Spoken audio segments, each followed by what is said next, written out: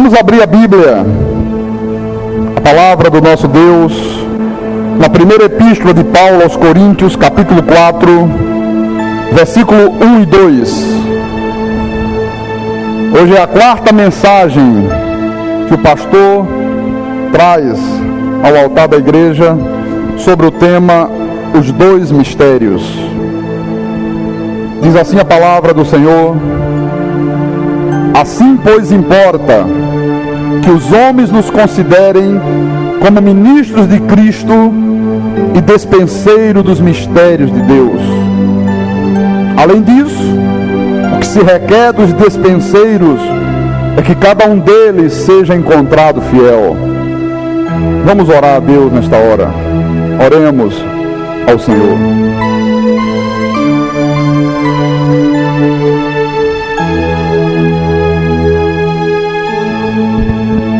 Senhor nosso Deus e eterno Pai, Deus bendito, Deus amado, Tu és o nosso escudo, Tu és o nosso refúgio, Tu és a nossa fortaleza. A nossa suficiência vem do Senhor. A Tua graça, Senhor, tem transformado a nossa vida dia após dia. É pela Tua graça que nós conhecemos hoje a Tua palavra, conhecemos os Teus mistérios, conhecemos o Senhor na intimidade. Hoje o Senhor não é mais um Deus distante, um Deus longínquo, um Deus obscuro. Não, hoje o Senhor é um Deus para todos nós íntimo. Sim, nós vivemos na intimidade dos céus. Estamos sentados em lugares celestiais com Cristo Jesus. E a cada dia e a cada semana nós crescemos nesta graça e neste conhecimento maravilhoso da Tua palavra. Porque é o conhecimento, Senhor, que nos fez sair de uma condição de crianças em Cristo para adultos na fé. Hoje nós não somos mais como meninos agitados de um lado para o outro. Hoje não mais nos deixamos levar ao redor pelos ventos de doutrinas que aparecem. Hoje nós temos os nossos pés firmados sobre rocha. Somos adultos espirituais. Não mais somos enganados. Isto graças à revelação que o Teu Espírito tem nos concedido. Que nesta noite, Senhor, o Senhor nos fale mais uma vez acerca desses dois mistérios, nos faças compreender os Teus pensamentos, a Tua verdade, para que nós continuemos, ó Deus, crescendo, crescendo e crescendo, de glória em glória, em nome de Jesus, em nome do Senhor. E que todo o povo de Deus diga amém e amém. Graças a Deus. Então, meus amados irmãos, minha família espiritual, meus filhos em Cristo Jesus, o tema que nós estamos desenvolvendo nesses últimos cultos, eu tenho dito aqui na igreja que ele é de fundamental importância, não apenas para a nossa vida espiritual, mas para também a nossa vida social, para a nossa vida secular. O que o Espírito Santo tem nos ensinado nesses últimos dias, tem nos dado um crescimento, tem feito com que nós tenhamos a capacidade de discernir não apenas o bem, mas também o mal. Eu não tenho nenhuma dúvida que ao longo desse estudo, Deus vai nos dar uma capacidade muito grande de podermos discernir o que é de Deus e o que é do diabo, para que nós não mais sejamos enganados. Paulo disse: ninguém de nenhum modo vos engane, ninguém te engane. Veja, mas se eu não conhecer essas verdades, se eu não conhecer esses mistérios, há uma possibilidade de 100% de eu ser enganado. Claro, é evidente que há. Então ele diz na palavra: importa que os homens nos considerem como ministros de Cristo e dispenseiros dos mistérios de Deus. Nós já falamos aqui que dispenseiro no texto grego original é oikonomos. Oikonomos significa o que gerencia, o gerente. Então, um gerente o que é? É sempre uma pessoa extremamente capacitada, que conhece a fundo aquilo que ela está gerenciando. Veja, por exemplo, o gerente de uma loja. Ele conhece tudo da loja. Ele conhece os funcionários, ele conhece as técnicas de venda, ele conhece os produtos que estão na loja, como que a loja funciona. Se entrar alguém lá e dizer que é um funcionário sem ser, ele conhece. Ele diz: não, você não é daqui, você é um enganador, você é um impostor. E ele põe para correr, porque ele conhece tudo. O gerente de um banco, ele sabe tudo do banco. Ele conhece aplicações de CDB, de RDB, ele conhece sobre aplicações na bolsa, ele sabe tudo de taxas de financiamento. Qualquer assunto referente à vida de um banco, à vida financeira, ao sistema financeiro, o gerente está totalmente habilitado para te informar e para te orientar. Mas a Bíblia diz que nós temos que ser considerados pelos homens, pelo mundo, como gerente dos mistérios de Deus. O que é um dispenseiro? O que é um oikonomos? O que é o gerente dos mistérios de Deus? É alguém que conhece tudo da palavra. É aquela pessoa que tem a revelação da verdade. Ela conhece tudo de Deus. Ela conhece a fundo os mistérios de Deus. Diga: os mistérios de Deus. Pastor, o que é um mistério? Irmãos, quando a Escritura fala de mistérios, ela não está falando de uma coisa estranha e inexplicável. Alguns imaginam que mistério é uma coisa muito estranha, que não tem explicação. Não. Quando a Bíblia fala de mistério, ela está falando de um segredo, revelado ou não. É um segredo. Hoje, para nós que somos dispenseiros dos mistérios, Paulo diz: o Espírito já nolo revelou. Deus já revelou os seus mistérios e Ele quer que a sua igreja, que o seu povo, seja reconhecido pelo mundo como gerente desses mistérios, como conhecedores desta palavra predestinada de sabedoria. Então Deus quer que você seja o quê? Um oikonomos, um gerente dos mistérios que Ele revelou ao apóstolo Paulo. Ele quer que tu conheças a palavra dele de Gênesis a Apocalipse e que tu possas expor esta palavra para o mundo com sabedoria. A Bíblia diz que a tua palavra, a nossa palavra, tem que ser uma palavra temperada com sal. Se você não conhecer os mistérios, a tua palavra vai ser uma palavra insossa. Você já experimentou comer uma comida sem sal? Você prepara aquela comida gostosa, saborosa, esquece de botar sal, irmão. Quando você leva a boca, você já joga tudo fora. Fica sem sabor. Assim é a Bíblia. Se você vai falar das coisas de Deus e você não conhece os mistérios, a tua palavra não será uma palavra temperada com sal. Por isso que a maioria das pessoas no mundo não gosta de ouvir falar de Deus. Porque a maioria dos crentes não são dispenseiros dos mistérios. A única coisa que eles sabem falar: olha, aceita Jesus, porque senão você vai para o inferno. Olha, aceita Jesus, senão o diabo vai te pegar. Não falam outra coisa. Então, isso não é palavra temperada com sal. Palavra temperada com sal é quando você anuncia as coisas profundas de Deus. É quando você fala e as pessoas, elas são obrigadas a ficarem paradas olhando para você e dizer: tremendo, eu nunca ouvi falar nisso. Olha, nunca ninguém me falou disso, mas olha que eu já li a Bíblia e eu nunca entendi isso que você está me mostrando. Aí tu és realmente o dispenseiro dos mistérios de Deus. Amém? Então, meus irmãos, há muitos mistérios na Bíblia. Muitos.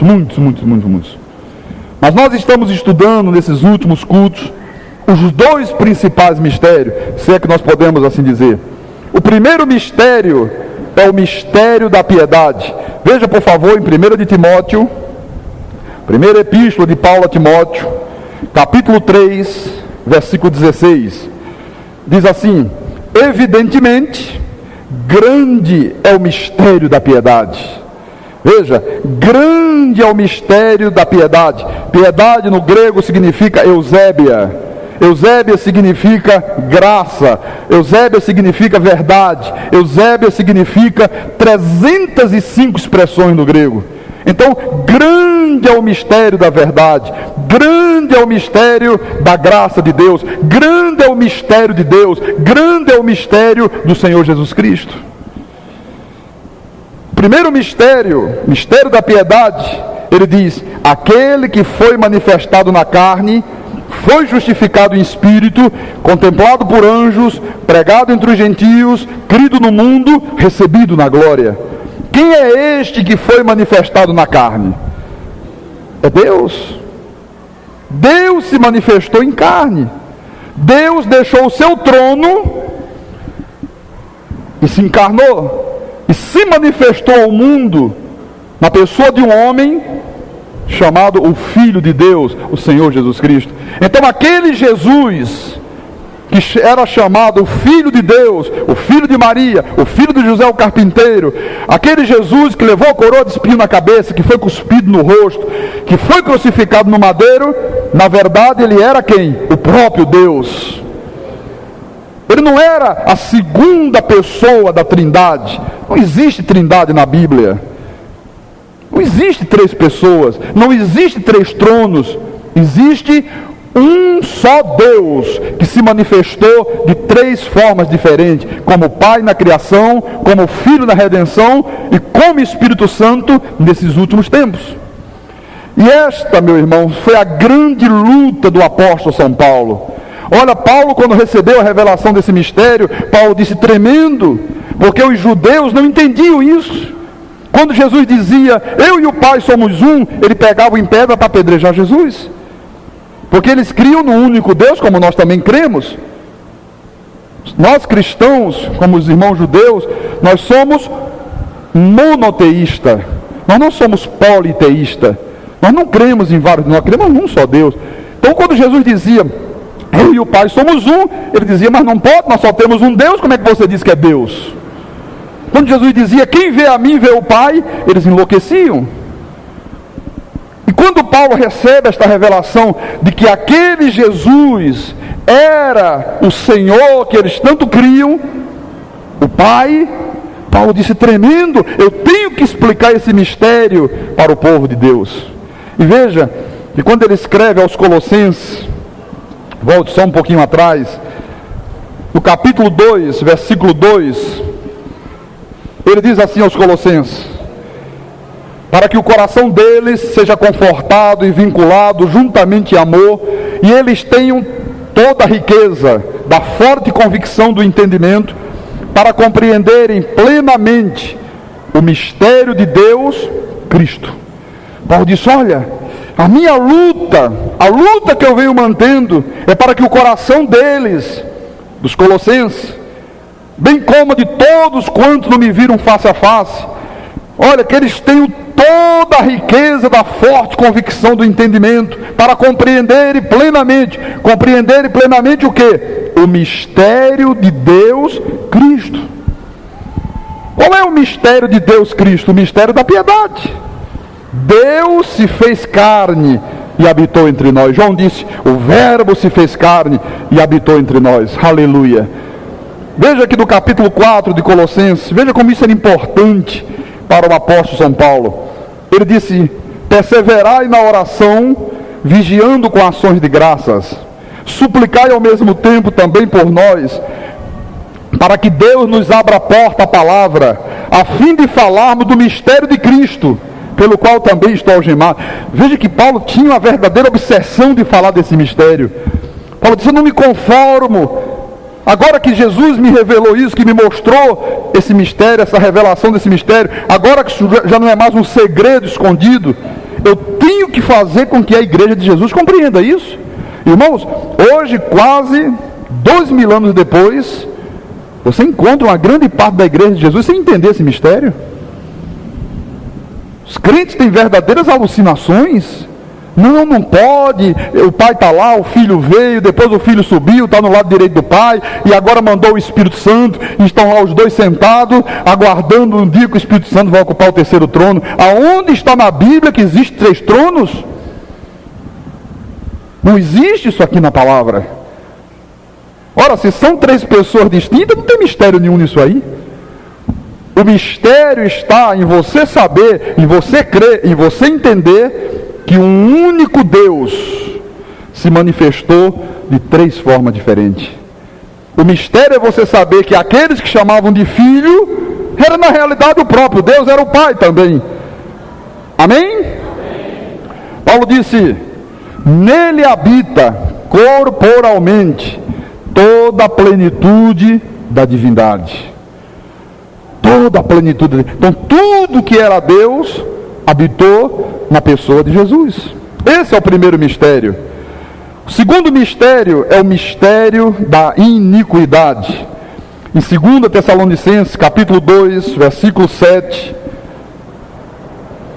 o mesmo apóstolo que disse, grande é o mistério da piedade, agora escreve outra epístola e diz, com efeito, o mistério da iniquidade já opera, e aguarda somente que seja afastado aquele que agora o detém. Quer dizer, o primeiro mistério é que Deus tomou a forma de homem. O verbo se fez carne, como disse João. O segundo mistério é que Satanás e seus demônios também tomaram o corpo, também se encarnaram. São eles, essa encarnação do mal, essa encarnação diabólica, que a Bíblia chama de vasos de ira preparados para a perdição. Aí você diz, pastor Carlos Magno, qual é o objetivo, qual é a função desta encarnação do mal? Com que objetivo o diabo tomou forma humana também? Qual é a função desses espíritos malignos encarnados aqui nesta terra? Irmão, primeiro, o objetivo, a Bíblia diz, é enganar, se possível, os macumbeiros. Os idólatras. Não. Se possível, os eleitos de Deus. Então ele tem um objetivo, se possível, enganar os eleitos. Quando que é possível os eleitos serem enganados? Quando eles não têm o conhecimento. Você lembra das palavras do Senhor através do profeta Oséias? O meu povo está sendo destruído porque lhe falta o conhecimento. Porque quando um filho de Deus não tem conhecimento, ele é enganado. Essas forças malignas que hoje atuam neste mundo em forma de pessoas, não mais como espírito nos ares, eles trabalham diuturnamente às 24 horas do dia, tentando enganar o povo de Deus. De que forma, pastor? Disseminando as suas mentiras, os seus enganos, as suas concupiscências, sempre procurando contradizer a verdade de Deus. São pessoas que na realidade são ministros do diabo. Então o que você tem que saber, o que você tem que entender, é que assim como Deus tem os seus ministros, nós acabamos de ver aqui Paulo dizendo, importa que os homens nos considerem como o quê? Ministros de Cristo. Tu és o ministro de Cristo. Quem são os ministros de Cristo? São homens e mulheres que têm o caráter de Deus. E o que eles ministram? Eles ministram as verdades divinas. Então você tem que saber que assim como Deus tem os seus ministros, Satanás também tem os seus ministros. Homens e mulheres que têm o caráter do diabo. E o que eles fazem, pastor? Eles ministram as mentiras de Satanás. Veja isso, por favor, pastor. Ministros do diabo, o irmão está falando coisas aí. Será que é dessa forma mesmo? Irmãos, 2 de Coríntios, 2ª Epístola aos Coríntios, capítulo 11, versículo 14 e 15. Paulo disse assim, e não é de admirar, veja, não te admiro do que eu estou te falando, viu, irmão? É exatamente a verdade. Não é de admirar, porque o próprio Satanás se transforma em quê? Em anjo de luz. Não é muito, pois, que os seus próprios ministros, você está vendo como a Bíblia diz que ele tem ministros? Assim como Deus tem os dele, Satanás também. Não é muito, pois, que os seus próprios ministros se transformem em ministros de justiça, e o fim deles será conforme as suas obras. Então, os ministros de Satanás, eles estão por toda parte. E eles procuram a toda hora e a todo instante, eles trabalham com o objetivo de contradizer Deus, procurando induzir os filhos de Deus a praticar coisas que Deus abomina. Este é o objetivo desta raça aqui. O nosso país, o Brasil, irmão, para a gente não se estender pelo mundo afora, está hoje enxovalhado por práticas diabólicas. É o esoterismo, é o espiritismo, são os horóscopos da vida, é o tarô, são os búzios, são as videntes, são as cartomantes, são os cristais, são as pirâmides, são os falsos pastores, são as falsas igrejas. A nossa televisão hoje é uma vergonha. Você liga a televisão, irmãos, é às 24 horas do dia tomado por essas coisas aqui. Ligue não sei para onde, ligue 0900, aí aparece uma bicha americana. Ligue com os meus discípulos, vão fazer não sei o que, e faz um jeitinho assim, e no finalzinho ele faz, ligue já. Não sei se eu imitei muito bem, mas... né? Ligue para os discípulos não sei de quem, ligue para não sei para onde, e começa a botar uns testemunhos no ar. Não, eu estava realmente numa pior, e aí eu liguei para fulano e a minha vida mudou. O outro, não, eu estava no Brasil passando fome, agora estou aqui em Nova York. É tudo mentira. É tudo uma grande mentira, uma grande armação, mas que gera muito dinheiro. Você não imagina as verdadeiras fortunas que essa gente aqui arrecada. Por isso que eles conseguem ocupar horários na televisão e gastarem bilhões e bilhões e bilhões de dólares, porque o retorno é muito alto. Então, isso aí está por toda parte. Há crentes, irmãos, hoje que acreditam em horóscopos. Acreditam em cristais energizados, que dão energias. Acreditam em sal ungido, em água, em enxofre. Um dia veio uma irmã aqui e disse, pastor, eu ouço o senhor, eu sou uma pessoa assim, intrépida, não sei o quê. Qual é o seu signo? Irmã, não, esquece esse negócio, irmã. Não, o senhor nasceu quando, pastor? Qual foi? Outubro, já sei, Libra. O irmão é de Libra, não, irmão, eu sou de Jesus. Sou um predestinado, sou de Libra, coisa nenhuma. Eu sou um eleito de Deus. Sabe? Essas coisas têm contaminado o povo de Deus, meu irmão. Porque lhes falta o quê? Conhecimento. Agora, quem são estas pessoas que estão à frente dessas coisas? Quem são elas, pastor? São os ministros de Satanás, são os filhos do diabo. Eles praticam todas estas abominações e eles procuram induzir os incautos, os menos esclarecidos, a também praticar as suas obras más. Isso não é de hoje não, viu, meu amado? Isso é coisa, olha, que vem desde a antiguidade. Olha, por favor, veja em Deuteronômio, no capítulo 18, do livro de Deuteronômio, Deuteronômio 18, versículo 9. Olha o que diz a palavra. O povo de Israel se aproximava da terra prometida, e o Senhor Deus diz assim: quando entrares na terra que o Senhor Deus te der, não aprenderás a fazer conforme as abominações daqueles povos. Não se achará entre ti quem faça passar pelo fogo o seu filho ou a sua filha, nem agoureiro, nem feiticeiro, nem encantador, nem necromante, nem mágico, nem quem consulte os mortos. Pois todo aquele que faz tal coisa é abominação ao Senhor.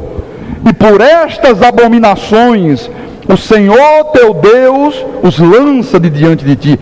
Irmãos, quem eram os povos que já naquele tempo faziam estas abominações? Os amorreus, os jebuseus, os gigazeus, os filisteus, toda a descendência de Canaã, toda a descendência de Cã e de Canaã, a semente da perdição. Aqueles que passaram a existir a partir de Caim foram destruídos com o dilúvio, todavia tiveram a sua descendência na nova geração através de Cão, filho de Noé. O problema, meus amados irmãos, é que o povo de Deus não sabe que aqueles mesmos amorreus que já naquele tempo praticavam isso aqui, estão aí por toda parte espalhados. Às vezes até dentro da igreja de Jesus. Eles estão em todos os segmentos sociais, na política, na arte, na ciência, na religião, nos colégios, nas escolas.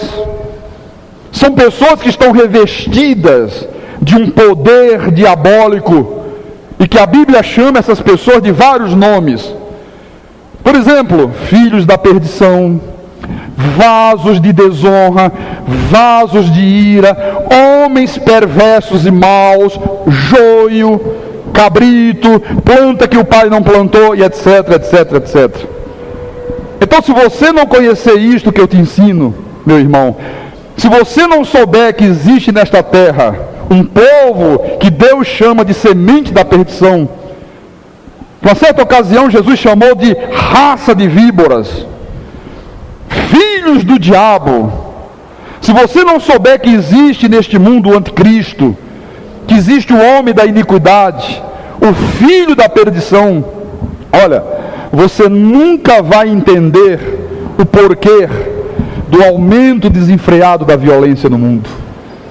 Às vezes, no passado, eu ficava pensando, meu Deus, por que aumenta tanto a violência? Por que acontece isso no mundo? Por que ao invés de diminuir, se multiplica? Você nunca vai entender o porquê do aumento desenfreado dos crimes, o aumento assustador do consumo de drogas. Você vê que as grandes nações do mundo gastam bilhões e bilhões para combater o tráfico e não conseguem. É uma força diabólica que só pode ser detida pelo poder sobrenatural de Deus. O dinheiro não detém, as armas não detêm, as polícias não detêm, nada detém. Se você não compreender isto aqui, se você não entender isso aqui, você nunca vai poder entender o aumento assustador da corrupção infantil. Irmãos, nem as crianças têm sido poupadas. Veja a nossa cidade, Recife. Diz que um dos grandes atrativos na nossa cidade para trazer turistas de outros países é a prostituição infantil. Levam crianças de 10 anos, 12 anos para os motéis de luxo para se prostituírem com os turistas. Que isso, pastor? São os amorreus, são os ministros de Satanás, são os filhos do diabo. Por isso que você vê aí a proliferação do homossexualismo. Isso hoje virou uma verdadeira epidemia no mundo todo. No nosso país, então, é uma coisa de louco. Daqui a pouco vão dizer que é um país de bichas, né? Porque em todo lugar, meu irmão, são as autoridades, é político, são os grandes artistas, são os grandes formadores de opinião pública. E você vê que hoje ninguém tem mais receio de assumir publicamente. A turma assume e acha lindo, bonito, e fazem apologia dessas coisas. O lesbianismo, o surgimento de tantas religiões estranhas nesse mundo. Quantas falsas igrejas estão hoje estabelecidas aí? Você só pode entender isso aqui, meu irmão, se você compreender tudo isso que eu tenho te ensinado esses dias. Então, em 2 Tessalonicenses, vamos voltar para o texto básico da nossa mensagem. Capítulo 2, versículo 7. Então Paulo diz, com efeito, o mistério da iniquidade já opera. Olha, ele falou já opera, já fazem 2000 anos. Imagina hoje, 2000 anos depois, hein? E aguarda somente que seja afastado aquele que agora o detém. Irmão, o que é que detém o mistério da iniquidade agindo na vida de um filho de Deus? O que mantém isso, detém, segura na vida de um eleito de Deus? A ignorância espiritual, a falta de conhecimento. Quando a ignorância espiritual é afastada, aí Paulo diz no versículo 8: então será de fato revelado o iníquo, a quem o Senhor Jesus matará com o sopro de sua boca e o destruirá pela manifestação da sua vinda. Olha, só o conhecimento de Deus revela o iníquo, o filho da perdição, a besta, o anticristo. Se não tiver conhecimento da graça de Deus, tudo isso fica aí camuflado, porque a palavra da lei não revela nada. Você vai entender isso melhor ainda se você vier junto comigo a epístola aos Hebreus, no capítulo 5, versículo 14, que diz assim: mas o alimento sólido, o que é o alimento sólido? É a graça de Deus, é para os adultos, para aqueles que, pela prática, têm as suas faculdades exercitadas para discernir não somente o bem, mas também o mal. Então, o alimento sólido, irmão, é o evangelho da graça de Deus. Quem se alimenta da graça de Deus não é mais enganado. Por que não é mais enganado, pastor? Porque ele passa a saber discernir não somente o bem, mas também o mal. Porque do contrário, você corre o risco, irmão, e é um risco altíssimo de ser enganado. Pastor, mas ser enganado por quem? Pelo mistério da iniquidade. E toda pessoa que é enganada pelo mistério da iniquidade, ela passa a chamar o mal de bem e o bem de mal. Porque é exatamente isso que eles fazem, eles querem que você faça o mesmo. Todo filho do diabo, ele chama o bem de mal e o mal de bem, e eles querem que os filhos de Deus também ajam desta forma. Ele quer induzir os eleitos de Deus a este engano, a esta confusão. O profeta Isaías, ele falou sobre isso. Por favor, no capítulo 5 de Isaías, versículo 13, ele diz assim: portanto, isso é Deus falando através do profeta, o meu povo será levado cativo por falta de jejum. Não, por falta de quê? De entendimento.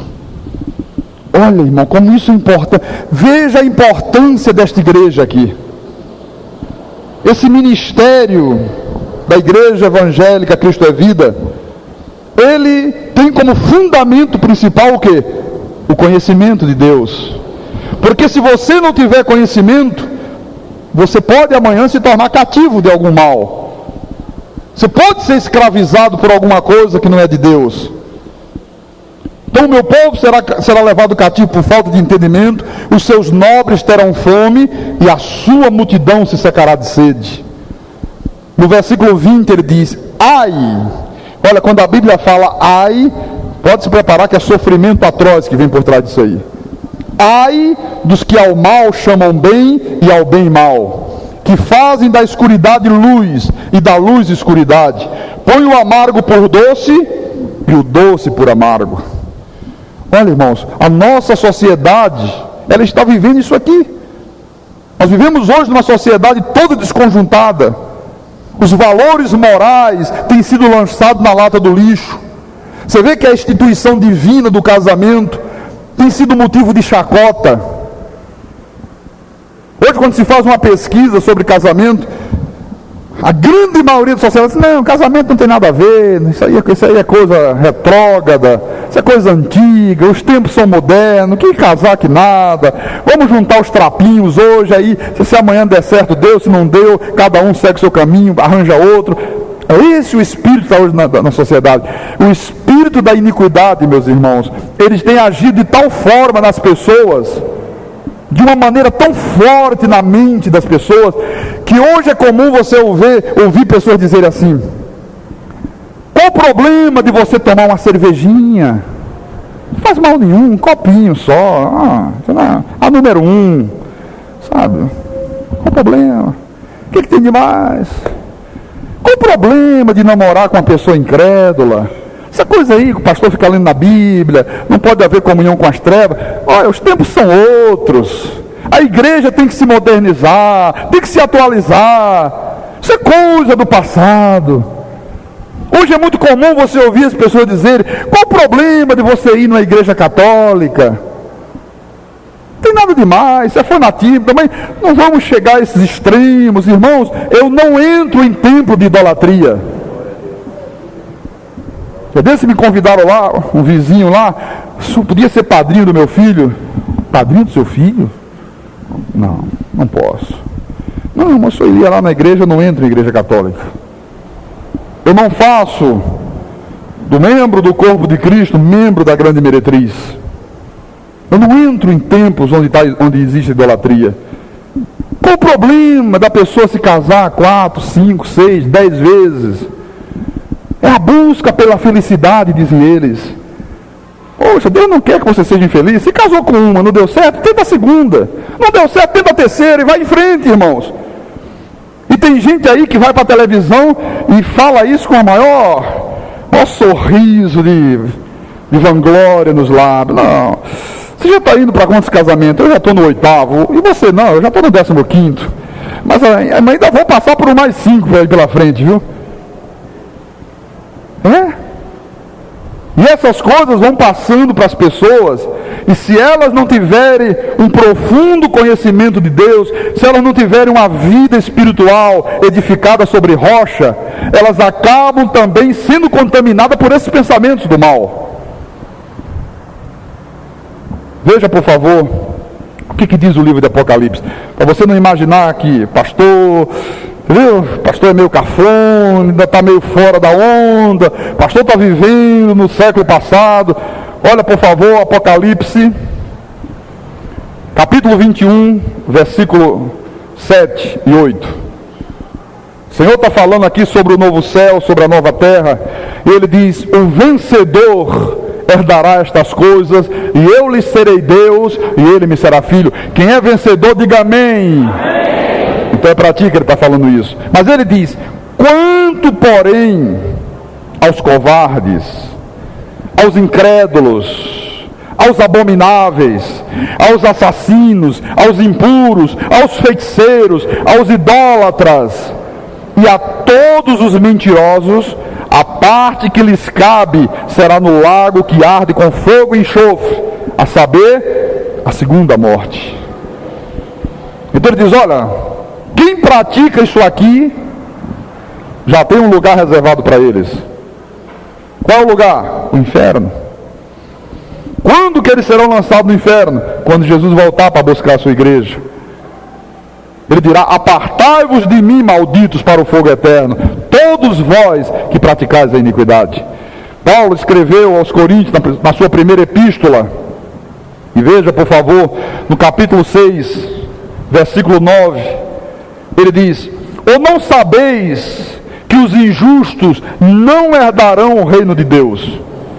Não vos enganeis, nem impuros, nem idólatras, nem adúlteros, nem efeminados, nem sodomitas, nem ladrões, nem avarentos, nem bêbados, nem maldizentes, nem roubadores herdarão o reino de Deus.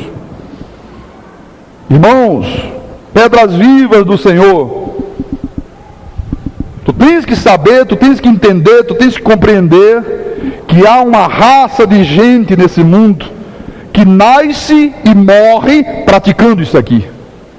Pastor, mas há muita gente dentro das igrejas, pastor. Há muita gente hoje que é crente em Jesus, que também já praticou isso aí, pastor. E como é que fica isso aí?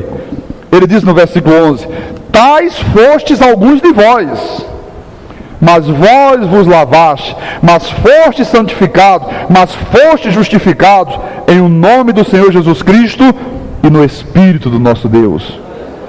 Outrora, nós andamos neste mundo com atitudes de lobo, mas nós nunca fomos lobo. Você nunca foi lobo, você sempre foi ovelha de Jesus.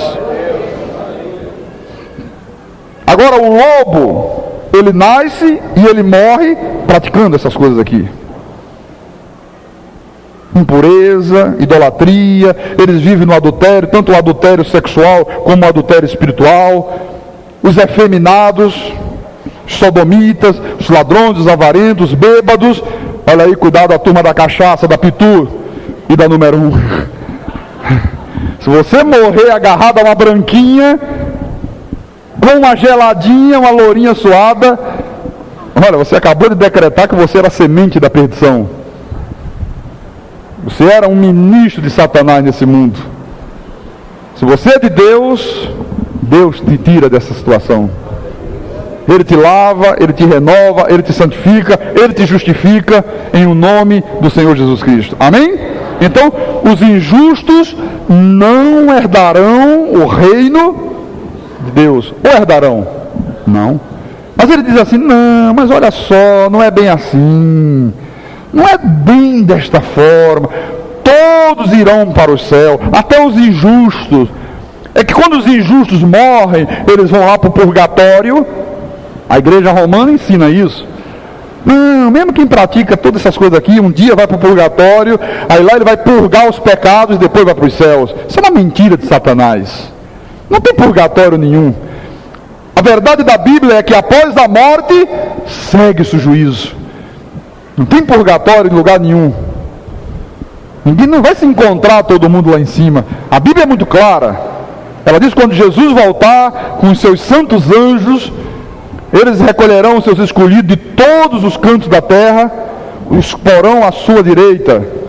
E ele dirá aos que estiverem à sua direita: vinde benditos do meu Pai, tomar posse do reino que vos está preparado desde a fundação do mundo. Mas ele diz que terá uma turma que será posta à esquerda, e que ele vai dizer para eles: apartai-vos de mim, maldito, nunca vos conheci. Apartai-vos de mim para o fogo eterno. Então qualquer outro ensinamento contrário a isso aqui é um engano de Satanás. Pastor, mas se eu sou um eleito de Deus, pastor, se eu sou um predestinado, se eu não vou nunca para o inferno, porque o irmão tem explicado aqui que salvo uma vez, salvo para sempre. Então qual é o objetivo desses ministros de Satanás querendo induzir um filho de Deus a praticar essas coisas? Se o próprio diabo sabe que um filho de Deus não se perde, que um filho de Deus não pode ir para o inferno, então qual é o objetivo do diabo? Irmãos, o objetivo do diabo é levar você a uma vida de sofrimentos. Ele sabe que se ele te enganar, se ele te induzir a praticar essas coisas aqui, você vai ter o teu lar destruído, teu casamento desfeito, você vai ver sofrimentos nos teus filhos, você vai perder a tua paz, você vai ter crise na tua vida financeira. Você vai viver como um filho pródigo. Mesmo sendo um filho de Deus, teve um dia que ele desejou comer comida de porcos e ninguém lhe dava. Este é o objetivo dele. Ele sabe que a tua salvação é imperdível.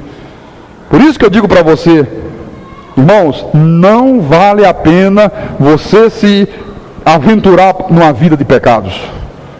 O sofrimento é muito grande. Não vale a pena.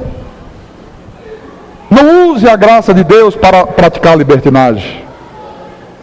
Não caia nessa armadilha de Satanás, porque você pode pagar um preço muito caro. Agora, eu vou te mostrar, irmãos, onde é que começou esta atuação ardilosa do diabo. Isso é coisa de muito tempo atrás. Abra no primeiro livro da Bíblia, livro de Gênesis, capítulo 2, versículo 15. Gênesis. Quando Deus criou o homem, deu forma ao primeiro homem, sabe que ele primeiro criou o espírito, depois ele deu forma humana. Então diz assim: tomou, pois, o Senhor Deus ao homem e o colocou no jardim do Éden para o cultivar e o guardar. E o Senhor lhe deu esta ordem: de toda a árvore do jardim comerás livremente, mas da árvore do conhecimento do bem e do mal não comerás, porque no dia em que dela comeres, certamente morrerás. Você lembra que eu falei aqui no início que o objetivo principal dos ministros de Satanás é contradizer aquilo que Deus diz, para enganar, se possível, os eleitos? Veja no capítulo 3, olha como é que ele atua, irmãos. Veja como é que ele atuou no jardim do Éden através de uma serpente. Mas a serpente, mais sagaz que todos os animais selváticos que o Senhor Deus tinha feito, disse à mulher: é assim que Deus disse: não comereis de toda a árvore do jardim. Olha a astúcia do diabo. Olha como ele já tentou contradizer Deus. Deus disse, olha o que é que Deus disse no versículo 16: de toda a árvore do jardim comerás livremente. Deus fala de toda, você pode desfrutar de tudo, menos dessas duas aqui. Olha como é que ele já foi para cima de Eva. É verdade que Deus disse que você não pode comer de nenhuma árvore? Olha, de nenhuma. Já querendo confundir a cabeça, respondeu-lhe a mulher: do fruto das árvores do jardim podemos comer, mas do fruto da árvore que está no meio do jardim, disse Deus, dele não comereis nem tocareis nele, para que não morrais. Então a serpente disse à mulher: é certo que não morrereis. Deus disse: olha, se comer, morre. Satanás veio de lá: não, isso não é verdade. Porque Deus sabe que no dia em que dele comerdes, se vos abrirão os olhos, e como Deus sereis conhecedores do bem e do mal. Eva caiu nesse papo furado do diabo, meu irmão. Sabe qual foi a consequência? Todos que Deus predestinou nasceram mortos em delitos e pecados. Entrou a morte no mundo. E foi tão grave as consequências disto aqui, que para consertar isto, foi necessário um Cristo, foi necessário uma cruz, foi necessário uma vida. Foi necessário um sangue de um inocente, um sangue de um justo, sendo derramado na cruz do Calvário. Hoje o diabo continua, irmãos, nessa mesma estratégia, para tentar enganar os eleitos de Deus. Da mesma forma, da mesma maneira que ele fez lá no Éden com Eva. Ele continua. Naquela época foi através de uma serpente. Hoje são através dos seus ministros. São pessoas de carne e osso como você, que às vezes estão ao teu lado, no teu local de trabalho. Às vezes estão dentro da igreja, Bíblia embaixo do braço. Por isso você não pode identificar os filhos de Deus pela aparência. Jesus disse: pelos frutos conhecereis a árvore. É pelos frutos. É pelas atitudes, é pelo que a pessoa fala, é pelo que ela pensa, é pelo que ela age. Às vezes eles estão através de um rádio, uma voz estranha que vem de lá e tenta seduzir você para o engano. Não, mas é assim que Deus disse, que na cruz do Calvário Ele nos libertou do império das trevas. Veja bem, olha, Jesus libertou 50%, mas os outros 50% é você que tem que se libertar. Numa corrente de 13 sextas-feiras, trazendo o teu videocassete, a tua televisão, a tua poupança. Olha aí a serpente agindo. Olha aí Satanás enganando e iludindo as pessoas. Não, quer dizer que está escrito que para a liberdade foi que Cristo nos libertou. Irmãos, não é bem dessa forma. Olha, não vá nessa história que Ele te deu liberdade, que Ele não te deu. Se você for à praia, o diabo vai entrar em você. Olha, se você quiser cuidar do teu cabelo, mulher, se você quiser dar um trato no cabeleireiro para o teu marido te achar mais bonita, olha que o Espírito Santo sai correndo de você. Tenta contradizer tudo aquilo que Deus diz, tudo aquilo que Deus fez. E por isso você tem que estar tremendamente alerta. Porque se você cair neste papo enganoso do diabo, da serpente, a tua vida será uma vida de dor e de sofrimento. Você nunca vai desfrutar, irmão, de uma vida excelente. Você nunca vai ter paz com Deus. Você nunca vai ver Deus como o Deus bom, o Deus de amor, o Deus de bondade, o Deus de maravilha. Você vai ver Deus como um Deus carrasco. O irmão disse para mim aqui essa semana, disse: pastor, uma irmã, ela disse: pastor, eu não entendia, porque a Bíblia diz assim: me alegrei quando disseram vamos à casa do Senhor. E quando eu ia para a igreja, pastor, eu ia triste. Ela disse: pastor, eu ir para a minha igreja era motivo de tristeza.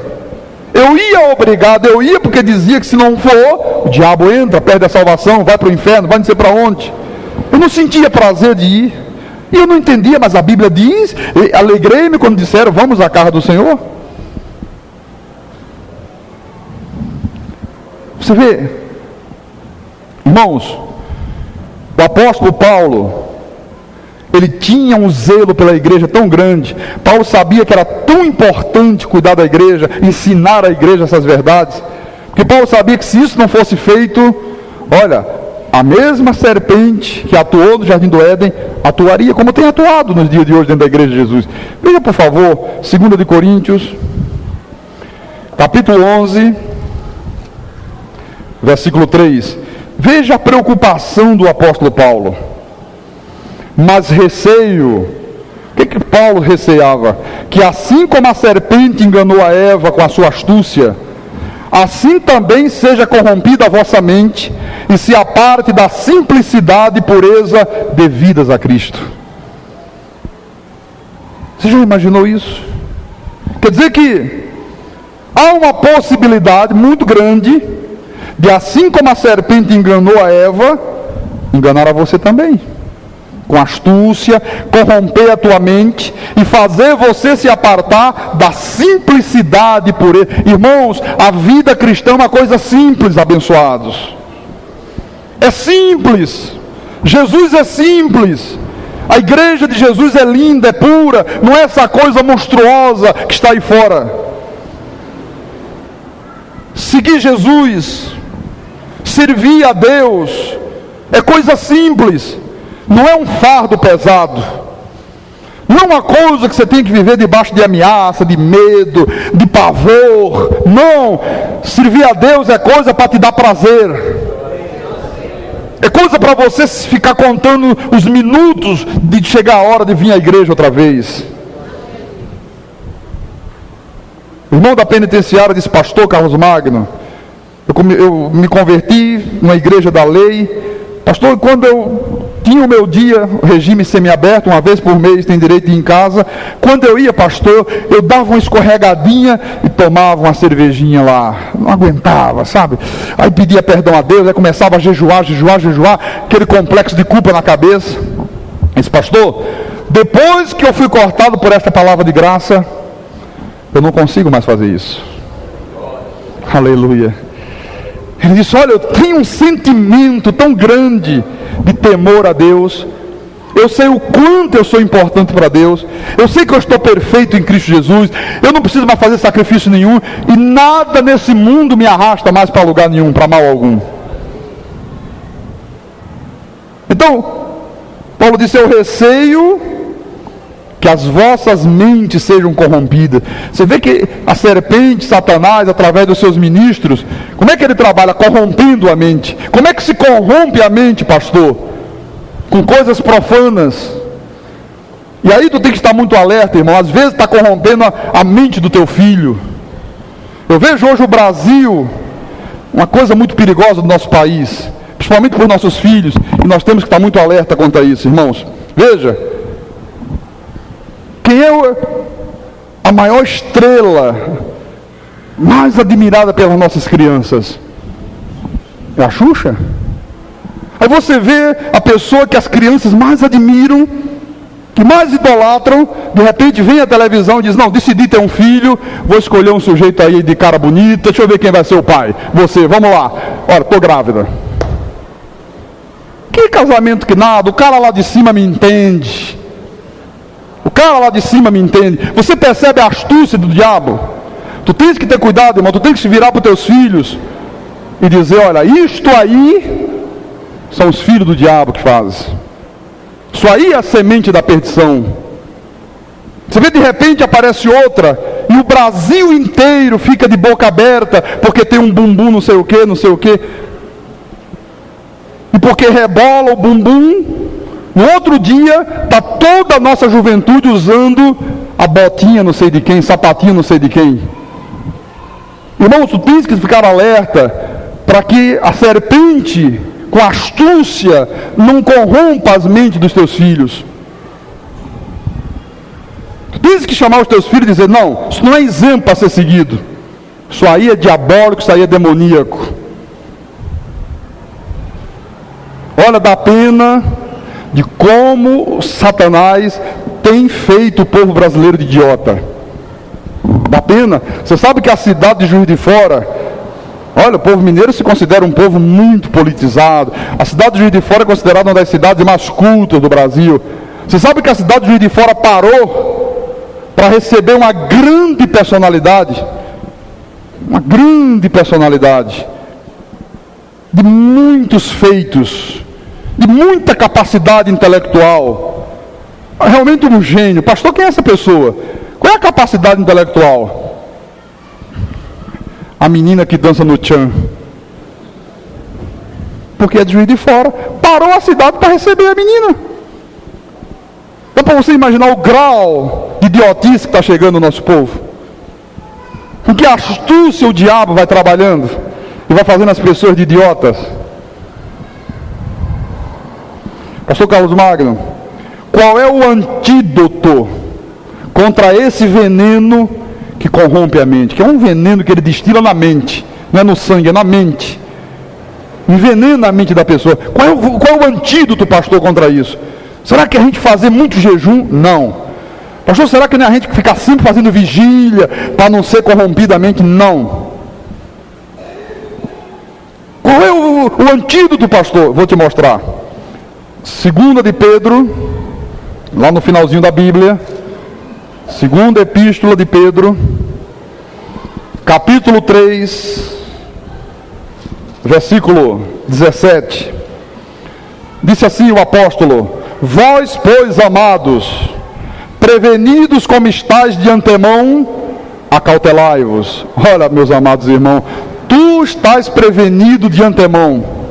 Esta igreja, ela tem prevenido as pessoas de antemão. Se você cair na esparrela do diabo, se você amanhã se deixar seduzir, se amanhã você se deixar enganar, é porque você não se preveniu.